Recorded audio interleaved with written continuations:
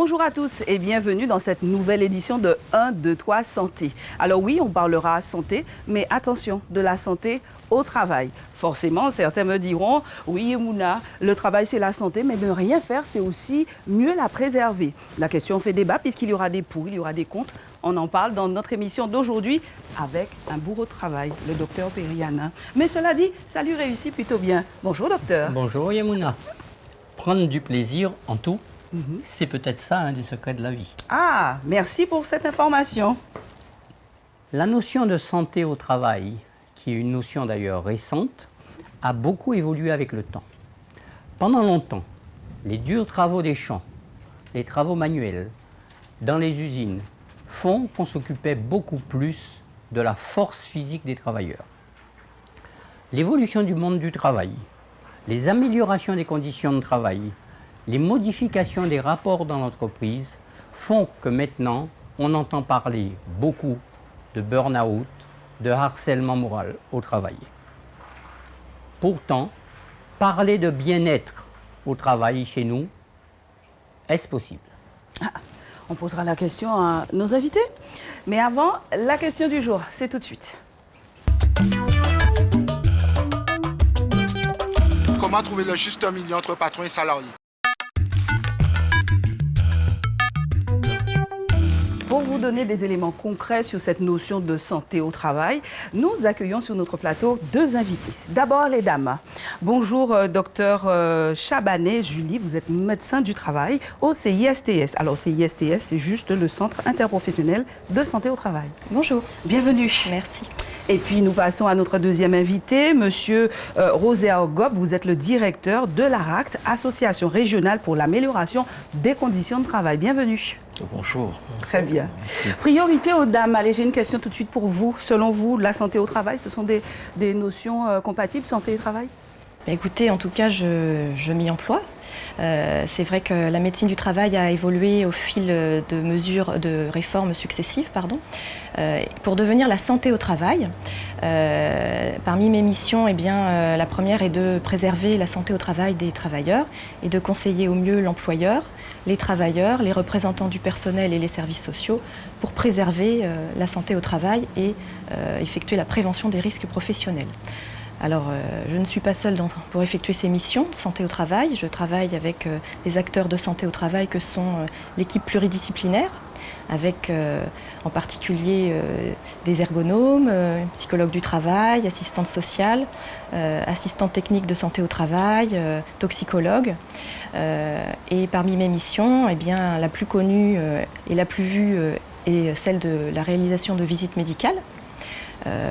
Pour vous en dire un mot, la réforme précédente de modernisation de la médecine du travail, avec son décret d'application qui est sorti en décembre 2016, a institué un suivi individuel différent, avec un suivi simple qui concerne maintenant la majorité des salariés qui ne sont pas exposés à des risques particuliers. Ce suivi simple consiste en une visite d'information et de prévention, initiale puis de suivi, et peut être réalisé par le médecin du travail ou l'infirmier santé-travail, qui est un acteur également clé de la santé au travail. Concernant le suivi individuel, il y a également maintenant le suivi individuel renforcé, qui s'applique aux travailleurs exposés à des risques particuliers, parmi lesquels l'amiante, le plomb, les agents cancérigènes, les agents biologiques. Et ce suivi-là reste du domaine du médecin du travail, il consiste en un examen d'aptitude. La notion d'aptitude est évaluée lors de ces visites et ensuite des examens médicaux d'aptitude périodiques tous les 4 ans au maximum. Je termine en parlant du moins connu et du moins vu de la santé au travail, qui est la présence des équipes du médecin du travail sur le terrain, au sein de l'entreprise, au contact du travail, que l'on peut considérer aussi un peu comme un patient, que l'on vient ausculter dans l'entreprise en réalisant les études de poste, les fiches d'entreprise pour évaluer les risques professionnels et en participant à des réunions réglementaires comme les CHSCT ou autres concernant l'organisation du travail. Donc la tâche est vaste et Il y a beaucoup de choses à l'objectif faire. est de garder sa santé au travail. Et vous, monsieur Gob, comment vous intervenez dans l'entreprise? Alors, la particularité du réseau ANACT-ARACT est de regarder le travail du point de vue de l'organisation. Donc nous sommes centrés sur la façon dont l'entreprise est organisée et nous regardons également le travail en lui-même, son contenu, ce qu'il en est et voir les impacts de cette organisation et du travail dans sa façon dont il est organisé et son impact sur la santé. On aura l'occasion d'y revenir, mais est-ce qu'il y a des convergences entre vous dans vos actions ? Tout à fait, puisque vous avez une vision clinique par les entretiens qui peuvent être développés par le médecin du travail, qui donne des éléments en termes de conséquences, et il faut aller regarder à la source, c'est ce qu'on appelle la prévention primaire. Donc regarder d'où viennent les dysfonctionnements qui peuvent être observés, et dont le salarié peut parler. Alors, nous l'avons vu, il y a plusieurs professionnels qui vont intervenir dans l'amélioration de cette santé au travail. Vous l'avez signalé, Dr Chabalet. Alors, je vous propose de regarder ce reportage où nous avons un salarié qui ne se sent pas bien et qui va voir justement un professionnel. Il s'agit d'Hérol Nuissier, il est psychologue agréé auprès de différentes cours de justice sur l'appréciation des risques psychoprofessionnels. C'est tout de suite. Les causes du stress d'origine professionnelle peuvent être multiples. Une mauvaise communication, l'environnement de travail, le turnover, la fréquence des conflits interpersonnels et des plaintes sont autant d'indicateurs à prendre en compte et sa prévention nécessite la mobilisation de tous les acteurs. Mais la plupart du temps, on est souvent dans le cadre de diagnostic demandé par l'entreprise sur la demande initiale des salariés qui sentent qu'ils ne sont pas bien, qui veulent avoir un avis extérieur, qui veulent confronter leur point de vue à quelqu'un qui est un spécialiste. Donc, ce qui ressort, c'est quoi? La première chose, c'est qu'on constate qu'il y a une différence entre ce qu'on peut appeler des données déclaratives dans le cadre des tests qui sont réalisés. Il ne faut pas oublier que ce sont des tests qui sont déclaratifs. C'est-à-dire que la personne dit, voilà, je ne me sens pas bien, je sens qu'on ne m'écoute pas, mais c'est une information individuelle.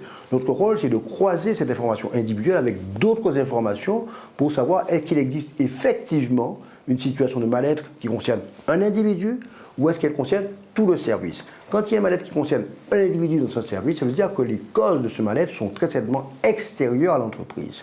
Quand le mal-être est général, soit ça peut être un problème de management, c'est-à-dire que le cadre n'arrive pas à faire passer ses idées, à faire passer sa façon de travailler, et par conséquent il est en difficulté, donc ses collaborateurs ne le suivent pas, soit parce que les collaborateurs ont le sentiment que finalement ce qu'on leur demande ne relève pas de leurs tâches. Et la plus grande difficulté que nous avons, c'est de la question du changement. C'est pour ça que j'ai évoqué tout à l'heure. Aujourd'hui, les entreprises sont sans cesse obligées de s'adapter à la nouveauté. Nouveaux marchés, nouveaux enjeux, nouveaux problèmes, nouvelles contraintes, nouvelles normes. Et par conséquent, les salariés sont obligés de s'inscrire dans cette continuité. Mais le principe du système français, c'est d'associer la garantie d'emploi avec la garantie d'implication du salarié dans le travail et pour qu'il fasse en sorte, je dirais, de s'adapter au changement. Et la plupart du temps, on a une espèce de divorce entre ce que les gens pensent qu'ils doivent faire et ce qu'ils devraient faire. C'est-à-dire que très souvent, les employés ont soit le sentiment d'être en situation de harcèlement moral, parce qu'ils ont le sentiment que l'employeur leur demande souvent la même chose, leur demande souvent à une seule personne, leur mettre la pression, les injuries, les insultes, les exclus. Ça, c'est le sentiment des gens. Alors qu'en réalité, quand on examine la situation, il y a certes une difficulté, il y a certes un mal-être qui peut être soit d'origine extérieure, c'est-à-dire familiale, soit du fait, je dirais, d'une difficulté d'adaptation ou d'incompréhension de la part du salarié. Donc il y a moins de harcèlement qu'on voudrait bien le dire, même si cela existe. Deuxième élément, la difficulté que nous avons, je dirais, c'est la difficulté à évaluer cette situation de changement. C'est-à-dire que les gens ont le sentiment qu'ils vivent une pression constante, qu'ils vivent un sentiment d'exigence de la part de l'employeur qui ne reconnaît pas leurs compétences. Ils ont le sentiment qu'ils sont finalement tristes et qu'ils sont presque comme des robots. Dans notre société guadeloupéenne, cette relation émotionnelle, cette relation affective est extrêmement importante. Lorsque l'employeur oublie cet élément, quelque part il s'expose à une certaine tension, un sentiment d'injustice vécu par les salariés, un sentiment de rejet, et le sentiment finalement qu'ils sont en situation de burn-out parce qu'ils sont usés par un travail dans lequel ils ne sont pas reconnus. Alors que le burn-out, c'est quoi? C'est le fait de faire la même tâche plusieurs fois, mais de jamais en voir le bout, de ne jamais arriver au bout, avoir l'impression qu'on recommence tous les jours la même chose. En réalité, il n'y a pas de burn-out, c'est souvent un sentiment de manque de reconnaissance parce que l'employeur ne prend pas cet élément affectif et émotionnel de la part des salariés. Mais le pendant positif de ça, c'est que quand on met en évidence cet élément affectif et émotionnel, les gens s'engagent, mais vraiment à fond, et même au-delà du temps de travail. Par conséquent, il faut manager aussi en fonction des salariés, et pas seulement en fonction de critères, j'ai envie de dire, normatifs.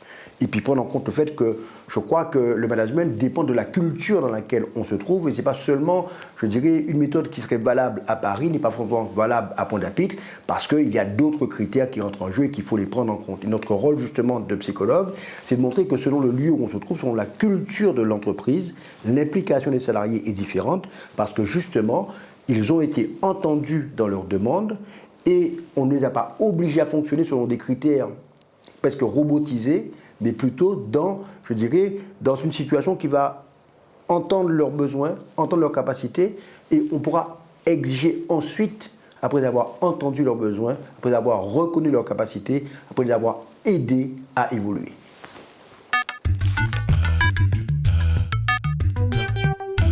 Et oui, des situations pas toujours simples où on sent que la souffrance est vraiment présente. Docteur, est-ce que vous aussi, vous avez l'habitude de recevoir des salariés qui expriment cette souffrance au travail? Eh bien, dans ma pratique courante, je reçois environ 1 à 2 salariés qui viennent me voir toutes les semaines à leur demande, ou à celle de leur employeur d'ailleurs, pour évoquer un mauvais vécu de leur situation de travail. Il faut savoir que c'est variable en fonction des secteurs d'activité. Je pense par exemple au secteur de la santé, ou bien c'est variable en fonction de la vie de l'entreprise, lorsqu'il y a une réorganisation, des mouvements de personnel ou une situation économique difficile. Est-ce que le niveau de hiérarchie aussi est important? On peut avoir des cadres ou plus des salariés qui viennent ou pas? Je trouve que c'est vraiment tout venant et chacun peut être touché dans son poste, que ce soit effectivement le cadre ou le salarié sur le terrain. Comment faites-vous cette évaluation? Alors je prends en considération le risque psychosocial, le risque de souffrance au travail en lien avec l'environnement de travail, à la manière d'un risque chimique par exemple, c'est-à-dire que je propose une démarche de prévention au salarié qui vient me consulter, mais également, et je ne suis pas seule dans ce contexte-là, à l'entreprise pour, si l'organisation du travail le suggère, proposer une démarche de prévention collective. Tout à fait. Je reçois le salarié, j'évalue son état de santé, je l'oriente éventuellement vers des soins médicaux ou vers l'équipe pluridisciplinaire, la psychologue du travail, l'assistante sociale. Et ensuite, je me rends sur le poste de travail, je rencontre l'employeur, l'encadrant. Et si mon analyse me pousse à le faire, je peux conseiller sur le plan individuel un aménagement de poste, par exemple, et sur le plan collectif, la mise en route d'une démarche de prévention des risques psychosociaux dans l'entreprise. Monsieur Gorbe, vous qui fréquentez beaucoup les entreprises aussi, est-ce que la communication entre les employeurs et les salariés est facile dans ce problème de santé au travail? Je crois que les risques psychosociaux, ce sont des risques un peu particuliers et qui ne vont pas se circonscrire uniquement à des questions de communication. C'est un mal-être qui est beaucoup plus profond au niveau de l'entreprise et c'est d'où l'intérêt aussi de montrer qu'approcher les questions de santé au travail, il faut, le docteur l'a dit tout à l'heure, il faut une vision pluridisciplinaire. Et en cela, à côté de ce que nous apportent les sciences médicales, vous avez l'apport des sciences sociales, la psychologie, la sociologie du travail, l'ergonomie, les sciences du management. Ce sont autant de sciences qui sont mobilisées pour mieux comprendre les raisons pour lesquelles il peut y avoir des difficultés en entreprise. Et en l'occurrence, pour ce qui s'agit des risques psychosociaux, nous avons un modèle que nous utilisons pour essayer de mieux comprendre cela autour de 4 axes. Un axe qui porte sur des questions d'environnement de façon globale. Il y a des enjeux économiques, la science économique aussi peut éclairer, peut faire comprendre les conditions de concurrence. Tout ça agit sur la façon de fonctionner de l'entreprise. Vous avez ensuite les questions de relations internes, de solidarité. Plus on est isolé, plus on est fragile. Vous avez des aspirations propres à l'individu et des attentes fixées par le management. Donc autant d'éléments qu'il faut mettre en lien pour essayer de comprendre d'où viennent ces difficultés. En gros, Monsieur Gorbe, vous nous parlez vraiment d'une approche systémique de l'organisation et pas chacun de son côté. On est vraiment dans une approche globale. Tout à fait. Merci beaucoup. Ce n'est pas fini. La santé au travail, on revient tout de suite.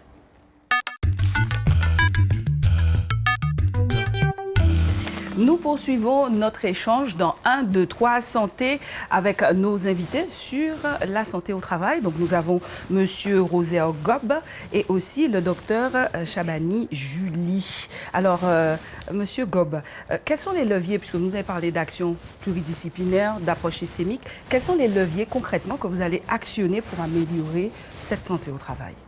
Je crois comme dans la question de santé au travail, vous avez le travail. Et lorsqu'on observe aujourd'hui, on regarde l'entreprise, c'est ce qu'on a oublié. On a oublié c'est quoi le travail, puisque en fonction de l'activité, on est le plus souvent tourné autour de ratios de gestion. Il faut suivre, il faut rentabiliser. Donc même dans le discours managérial, aujourd'hui, c'est ce qui prévaut. Si on fait de la technique, on est branché sur le résultat, la qualité de ce qui est donné au regard de la commande et de la façon dont on se positionne dans ce qu'on appelle la chaîne de valeur au niveau de l'entreprise. Et on regarde peu ce que font réellement les gens, ce que les ergonomes appellent le travail réel. Et tout l'intérêt, si on veut améliorer la santé au travail, c'est de se soucier un peu plus, un peu davantage sur le regarder ce que font les gens en pratique sur le terrain et connaître leur réalité et aussi leurs difficultés. Parce que le travail, de façon globale, c'est toujours une somme de contraintes et de ressources. Il y a toujours un ensemble de contraintes et plus on a de la ressource, mieux les contraintes peuvent être jugées comme étant passagères ou tout du moins qu'on les maîtrise. C'est-à-dire qu'il y a la fiche de poste, il y a ce qui est prévu et il y a ce qu'on fait concrètement. Et ce qui se fait réellement. Et il faut voir l'homme derrière. Voilà. Il faut voir l'homme, bon, mais bien entendu en prenant en compte les contraintes. Impératifs. Les entreprises évoluent aussi dans un contexte qui est contraint. Donc c'est comment on fait avec la somme de ces contraintes en essayant quelque part de rapprocher les intérêts économiques des intérêts sociaux. On sait très bien qu'une entreprise, tout le monde n'a pas forcément les mêmes intérêts, donc ce serait idyllique que de prétendre le contraire. Donc c'est comment on essaie de concilier parfois des intérêts qui peuvent être divergents, et ça c'est par la communication, c'est par une réflexion, c'est par essayer de revenir sur le b.a.-ba du management. Redevenir un vrai manager, c'est proche de ces... Justement, dans l'entreprise, vous avez un rôle un peu organisationnel, d'aide organisationnelle. Oui, nous sommes sur les enjeux collectifs, mais en lien avec nos partenaires comme le docteur Chabalnet, qui a eu déjà l'occasion d'ailleurs de travailler avec nous en entreprise. Il n'y a jamais assez d'intelligence pour essayer de comprendre ce qui se passe dans une entreprise. Alors que faites-vous dans l'entreprise, par exemple? Comment vous allez conseiller?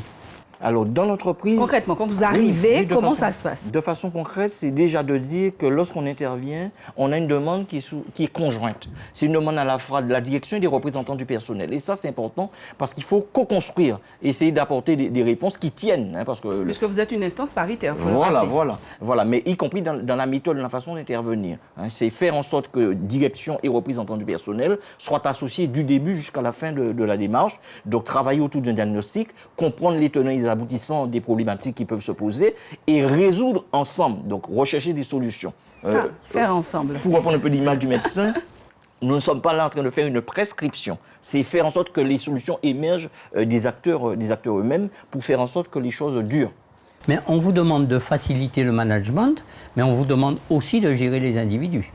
Oui, puisque par définition, le management, c'est agir sur le comportement des individus et faire en sorte que tout le monde aille dans le même sens. Donc c'est décoder, relever des éléments de représentation, de ressenti, et avec le ressenti, avec ses limites aussi, parce qu'on peut ressentir des choses, c'est pas forcément d'une objectivité pure, mais c'est comment on allie ces éléments de représentation avec des éléments réels, objectifs. Ça peut être des conditions de travail, des conditions matérielles qui peuvent être dégradées. Ça peut être aussi des questions relationnelles en interne, entre collègues, ou alors au niveau de la hiérarchie.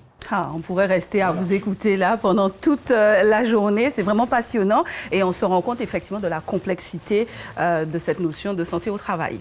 Par contre, il y a des initiatives qui existent, notamment du côté de Guadeloupe. La première, on part en reportage pour voir comment au sein de ces structures, on travaille sur l'amélioration de la santé au travail.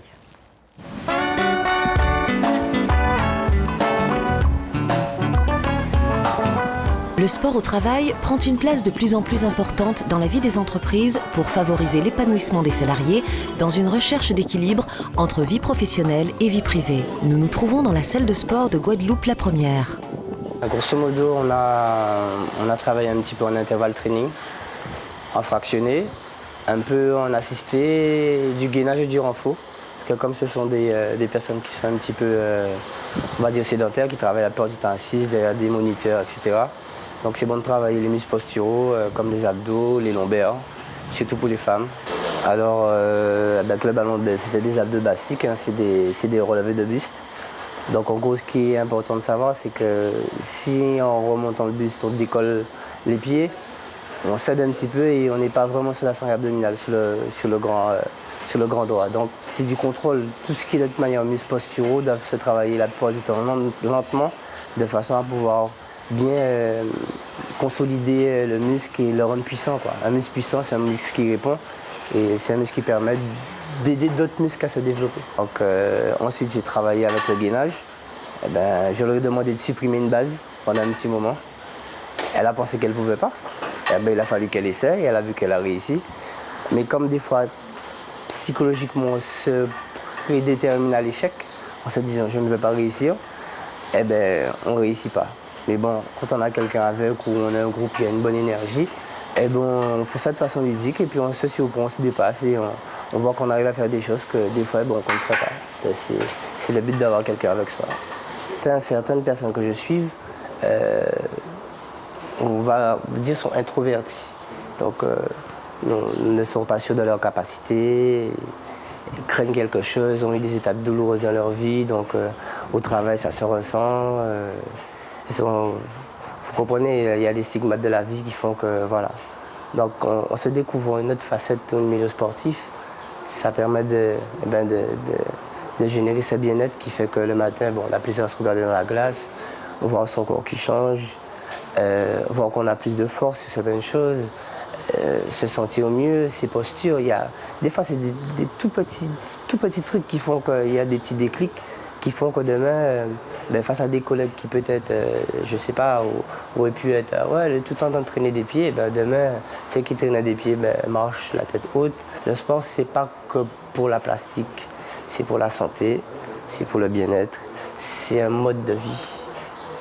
Lorsqu'on a l'habitude de faire du sport, donc on est tenu à une certaine rigueur pour pouvoir atteindre ses objectifs, cette rigueur rejaillit dans le travail, au niveau professionnel. Donc, lorsqu'on a une tâche à accomplir, de la même manière, on a le focus, on fonce. Alors ça va faire bientôt 5 ans que ce dispositif a été mis en place et c'est une collaboration des salariés qui se sont emparés de ces ateliers de bien-être au travail. Ce sont les salariés qui gèrent la salle de sport, bien sûr sous le patronat ou sous la direction de la direction régionale de Guadeloupe-la-Première, mais ce sont les salariés qui sont responsables de chaque groupe et qui font fonctionner les groupes. Ça permet une collaboration direction salariés qui se poursuit jusqu'à aujourd'hui. Le sport fait toujours du bien, quelle que soit l'activité, pour s'évader ou pour permettre d'améliorer la performance au travail. Ça fait énormément de bien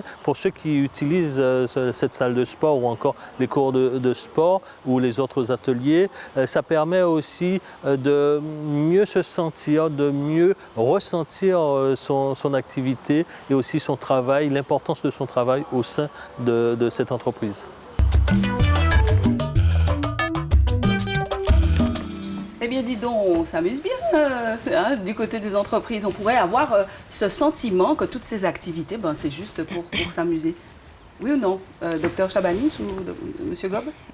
C'est un plus, l'activité de sport dans un cadre professionnel, puisque effectivement la cohésion des équipes au travail peut être partagée aussi lors d'un sport collectif qui va améliorer la coopération et permettre de créer les liens interpersonnels.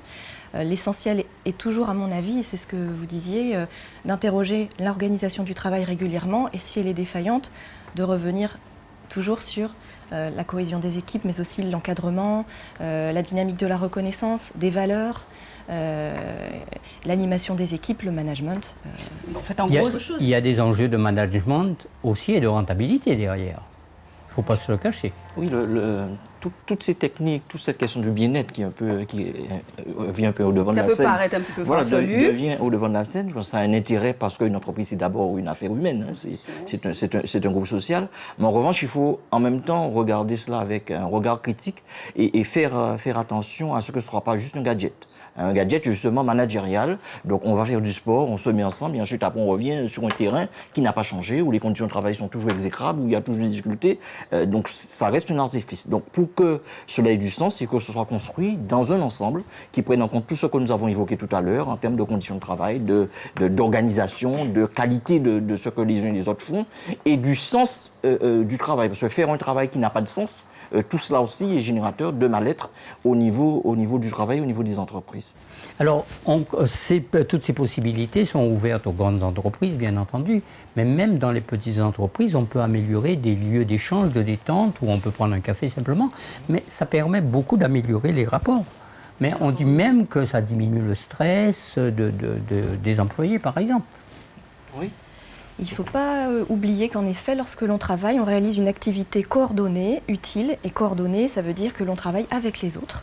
Et ça passe aussi par des moments de partage en dehors du bureau, en dehors du poste de travail. Mais ça permet de renforcer les liens et ensuite de coopérer dans le travail d'une manière intéressante. Et le collectif de travail a une importance énorme dans le bien-être au travail. Donc on résume, docteur, si vous permettez, le bien-être au travail, c'est possible, oui ou non? Possible. Sous condition. Sous condition, vous confirmez? Je pense que oui, en étant toujours attentif à ce bien-être et à cette santé au travail. Très bien, merci beaucoup pour votre participation. C'est pas fini. On se retrouve donc pour une prochaine édition très vite. Et tout de suite, la synthèse en créole avec Brigitte Zabarel. Bien bonjour. Avant, nous t'écatons parler de travail en conne, l'usine. Ça qui était important, c'était force à travailler. Actuellement, nous travaillons en bureau, climatisé. Et nous t'entendons parler de burn-out, de harcèlement moral au travail, mais aussi des recherches à bien-être au travail. Docteur Chananet, Julie, qui est un docteur de la médecine du travail, parlez-nous des santé au travail. Il parle-nous des rôles à la médecine du travail et bien fait nous comprendre qu'il n'y a pas tout dit occupé des santé là, mais occupé de tout l'entourage à mon là, des conditions à travailler à dans l'entreprise là pour y garder, toujours garder en bonne santé. Monsieur Hérol Mussier, psychologue, expliquait tout ce qui est possible de faire pour améliorer l'intégration et bonne communication dans les entreprises. Monsieur Gob, lui, il est président à la NAT. La NAT qui a aidé à l'organisation, qui a aidé à faciliter le management à l'entreprise, qui a géré non les femmes, les humains, qui c'est patron, qui c'est salarié. Actuellement, l'entreprise veut améliorer les conditions à travailler et il a mis des outils bien en place pour bien-être à salariés. Salle de sport, salle de détente, de loisirs, etc. Ça nous vrai comme exemple à Guadeloupe la première. Nous voyons en cousier pour nous te vrai comment ça a passé et pour nous te rendre nous compte des bien-être là, ça a fait ces gens là, ces employés là. Faut savoir que tout ça a pas pour faire employer là plaisir. Tini derrière ça, tout en manière des managers. Tini derrière ça, la rentabilité, les conditions de travail. Qui meilleur bitin qui tini de prendre plaisir chaque matin pour lever, pour payer le travail. Eh bien, c'est si ces belles paroles là, ça, nous qui bout, nous qui prenons rendez-vous en prochain coup, même télé, Zoja Connect.